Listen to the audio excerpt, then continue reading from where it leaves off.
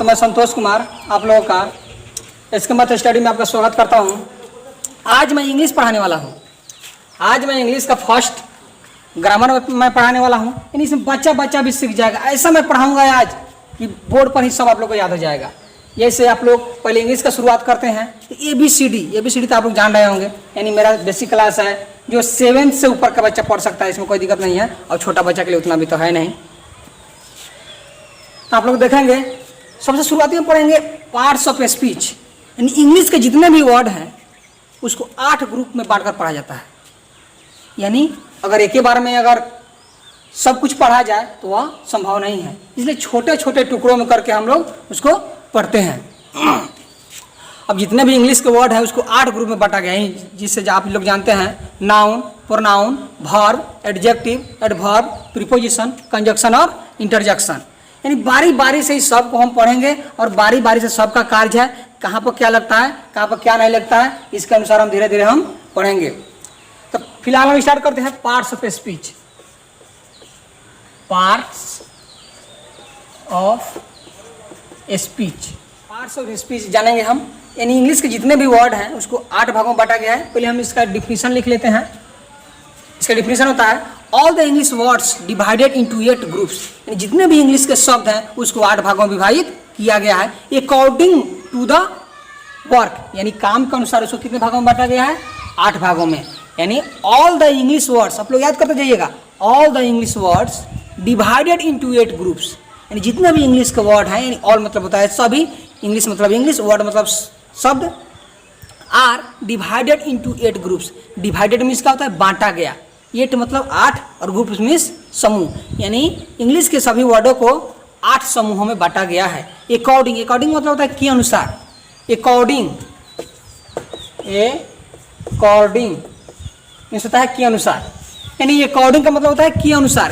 According to the work यानी काम के अनुसार उसे कितने भागों में बांटा गया है? 8 भागों में।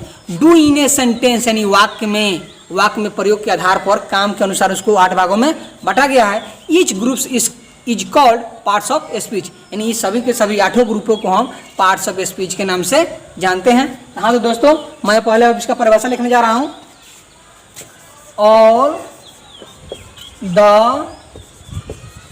English words, all the English words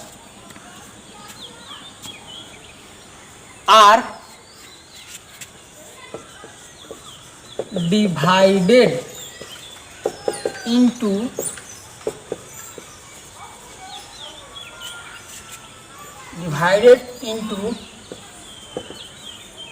8 groups.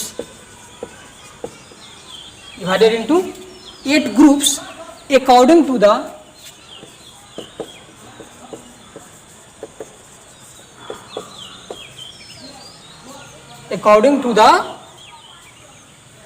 work.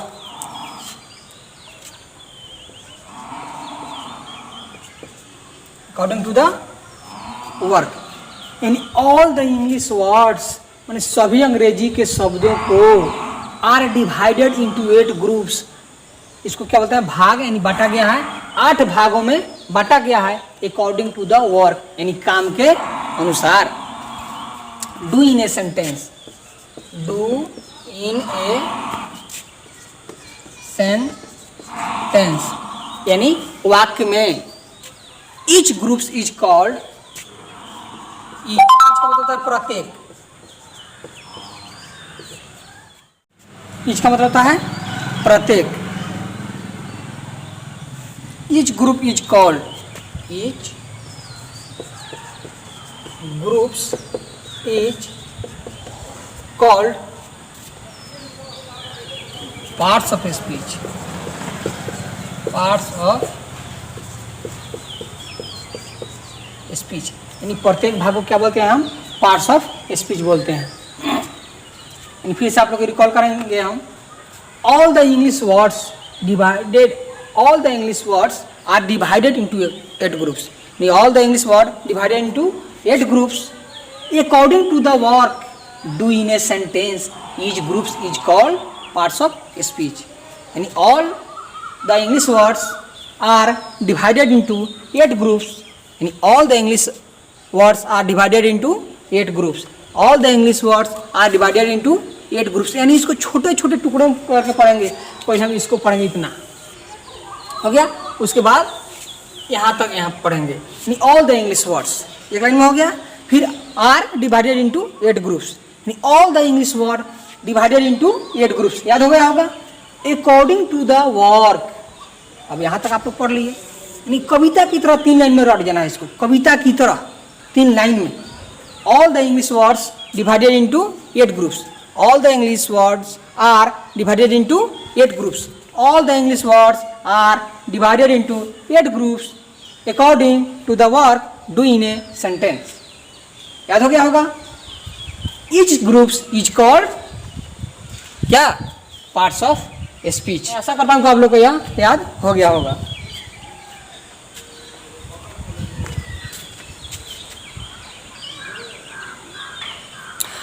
अब हम लोग देखेंगे कि कौन सा 8 भागों में बांटा गया है, उसको अलग अलग क्या क्या नाम है उसको देखेंगे. सब लोग परिचित भी होइएगा पहले से थोड़ा थोड़ा, और विशेष परिचित आपको मैं करा दे रहा हूँ. इसमें नाउन, उसके बाद क्या है प्रोनाउन, उसके बाद क्या है नाउन प्रोनाउन, उसके बाद ये वर्ब, उसके बाद नाउन प्रोनाउन वर्ब एडजेक्टिव, उसके बाद एडवर्ब,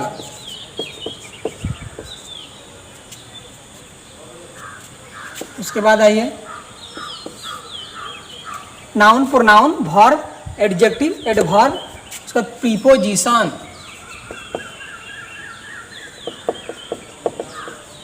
उसके बाद आइए प्रीपोजिशन के बाद कंजक्शन, उसके बाद इंटरजेक्शन,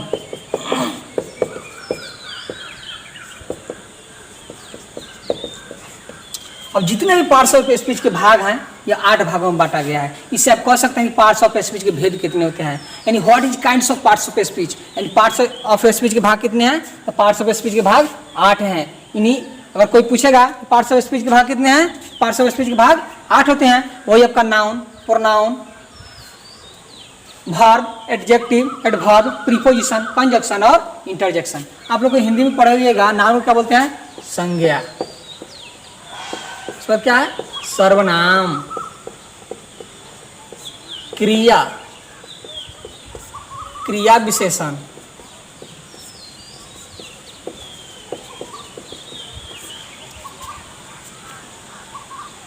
सॉरी ये आपका विशेषण हो गया.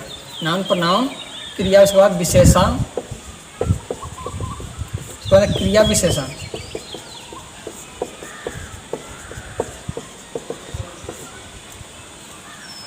उसके बाद प्रीपोजिशन. प्रीपोजिशन का अर्थ होता है संबंधवाचक.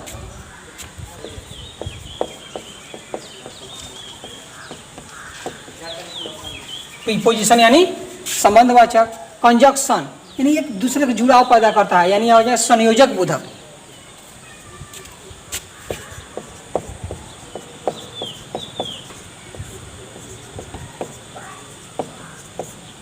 बोधक या वाचक. इंटरजेक्शन यानी विस्मयादि बोधक.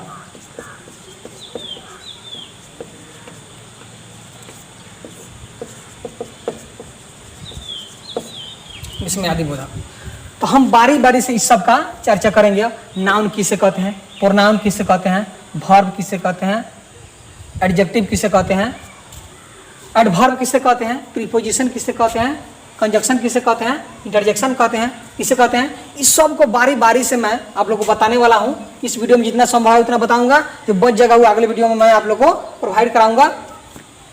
अगर मेरा पढ़ाई अच्छा लगता हो तो आप चैनल को सब्सक्राइब कीजिए, कमेंट कीजिए और शेयर कीजिए.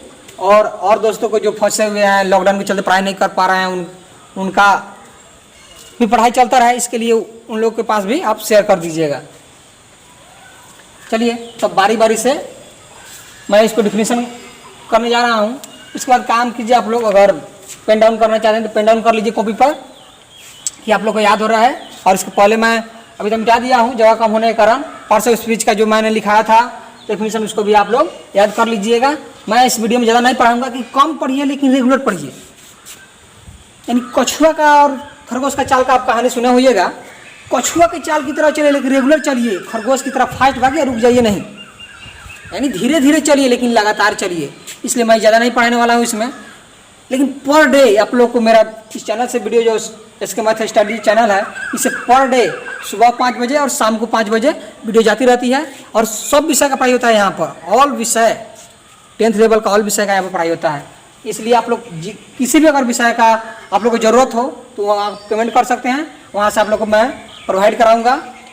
हम 2 आदमी हैं और दोनों का संयोग से नाम संतोष कुमार ही है। देखिएगा इस चैनल पर हम लोग संतोष कुमार के नाम से 2 व्यक्ति हैं, जो एक मेरा घर के बगल के ही हैं। हम दोनों आदमी इसमें मिलकर वीडियो बनाते हैं। वो अभी फिलहाल मैथ पढ़ा रहे हैं, बायोलॉजी पढ़ाते हैं और मैं और जितना भी विषय बचा हुआ है उस सबको मैं पढ़ाता हूँ। और कमेंट कीजिएगा आप लोग को जितना भी विषय में अगर प्रॉब्लम हो, किसी विषय की जो जिस विषय में आपको जिस चैप्टर में प्रॉब्लम हो उसको कमेंट कीजिएगा। हम लोग बारी बारी से सबका वीडियो देते जाएंगे। फिलहाल आप लोग देखिए इसको। अगला मैं नाउन का डिफिनेशन देने जा रहा हूँ। देखेंगे आप लोग नाउन। नाउन यानी संज्ञा। संज्ञा किसे कहते हैं?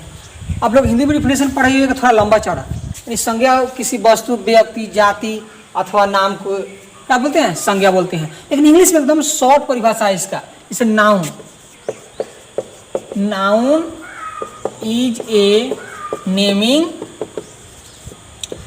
वर्ड। यानी इस दुनिया में जितने भी वस्तु हैं, जितना का भी नाम रखा जा सकता है, चाहे कीड़ा मकोड़ा से लेकर के, चाहे तिनका से लेकर पहाड़ तक, यानी राजा से लेकर रंग तक, यानी जितना भी वस्तु का नाम रखा जा सकता है, जितना भी वस्तु अब जिससे आप लोग थाली, पैंट, शर्ट, ईटा और जो भी वस्तु का आप नाम जितना भी रख सकते हैं, पानी, ये सब के सब क्या है? नाउन है। इसलिए नाम रखा गया noun is a naming word. Noun means संज्ञा, नेमिंग मतलब नाम रखने वाला, और शब्द मीन्स वर्ड मीन्स शब्द। यानी नाउन वैसा शब्द है जिसका नाम रखा जा सके। Noun is a naming word. यानी किसी भी वस्तु का अगर नाम रखा जा सके तो सबका सब क्या है? नाउन है। और इस नाउन के 5 भेद होते हैं, लेकिन मॉडर्न ग्रामर के अनुसार इसका 3 ही भेद होता है। और 5 भेद कौन कौन सा होता है आप लोग देखेंगे। Proper noun,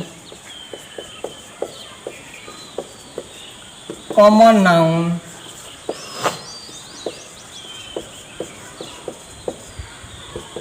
proper noun, common noun, collective noun, material noun. और इधर आइए 5वां जो आइएगा abstract noun. Abstract noun.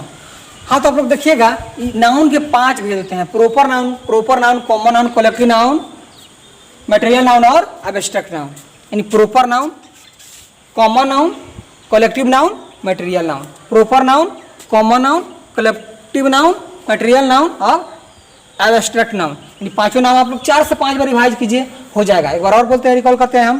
Proper noun, common noun दोनों को एक बार याद कीजिए।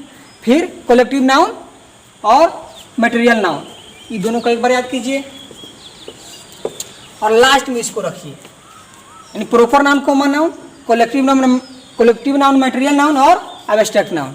Proper noun, common noun, collective noun, material noun और एब्स्ट्रैक्ट नाउन।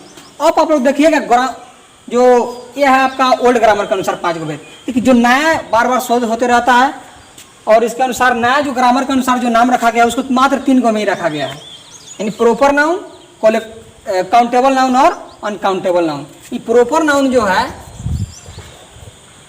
इसका चेंज नहीं हुआ है, ये दोनों को चेंज किया गया है। इस दोनों का काउंटेबल, इस दोनों का अनकाउंटेबल नाउन।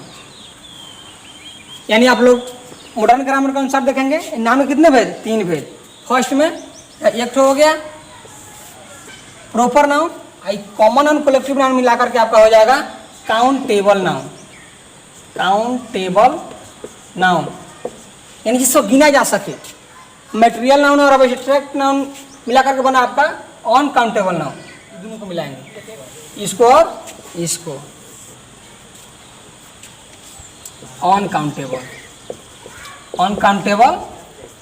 नाउन, यानी जिसे गिना जा सके उसे काउंटेबल, जिसे नहीं गिना जा सके उसे अनकाउंटेबल।